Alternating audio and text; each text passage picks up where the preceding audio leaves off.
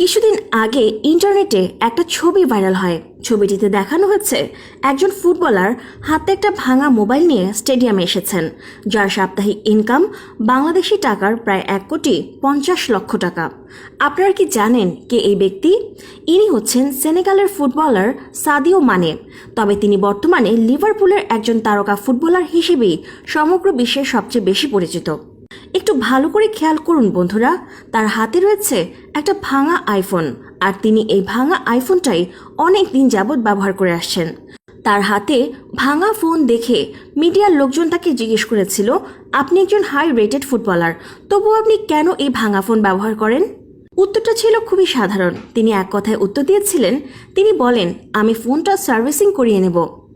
সাংবাদিকরা তাকে আবারও জিজ্ঞেস করলো, আপনি কেন নতুন ফোন কিনছেন না?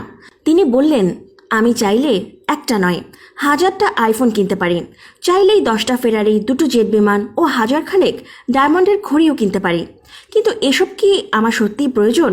এগুলো শুধু বিলাসিতা ছাড়া আর কিছুই নয়। মানুষের রুচি খুবই নিম্নমানের না হলে কেউ 20-30 হাজার ডলারের ঘড়ি হাতে দিয়ে ঘুরবে না। আর এসব আমার এবং আমার সমাজের কোনো উপকারে আসবে? যেই মুহূর্তে আমার নিঃশ্বাস শেষ, সেই মুহূর্ত থেকেই এসবের মালিকানাও শেষ। আমি একসময় ক্ষুধার্ত জীবন কাটিয়েছি এবং আমাকে মাঠে কাজ করতে হতো। আমি সেই কঠিন সময় পার করে এসেছি। খালি পায়ে ফুটবল খেলেছি। আমার শিক্ষা ছিল না, অনেক কিছুই ছিল না, কিন্তু ফুটবলের সুবাদে এখন আমি যা আয় করি তা দিয়ে আমার দেশের মানুষের উপকার করতে পারি। সাদিও মানে আরও বলেন, দারিদ্র্যের কারণে আমি পড়ালেখা করতে পারিনি, তাই হয়তো শিক্ষার গুরুত্ব বুঝেছি। দরিদ্র ছিলাম বলেই হয়তো জীবনের আসল অর্থ বুঝেছি। কিন্তু দুনিয়ায় আজ যারা বড় শিক্ষিত, তারাই শিক্ষার গুরুত্বটা ঠিকঠাক বুঝতে পারছেন না। যদি বুঝতেন তবে দুনিয়াতে এত অভুক্ত শিশু না খেয়ে রাতে ঘুমাতে যেত না। মানুষ দিন দিন এভাবে ভোগ বিলাসের কয়েদি হয়ে উঠত না। আমি নিজের বিলাসবহুল বাড়ির পরিবর্তে অসংখ্য স্কুল তৈরি করেছি। দামি পোশাকে ওয়ার্ড্রোব ভর্তি না করে বস্ত্রহীন মানুষকে বস্ত্র দিয়েছি। নিজে দামি গাড়ি চালানোর পরিবর্তে অগণিত স্কুল শিক্ষার্থীদের স্কুল বাসের ব্যবস্থা করেছি। প্রতি সপ্তাহে সপ্তাহে দামি রেস্টুরেন্টে না খেয়ে অগণিত ক্ষুধার্ত শিশুর খাবারের ব্যবস্থা করে দিয়েছি। আমি কোথা থেকে উঠে এসেছি এটা আমি জানি।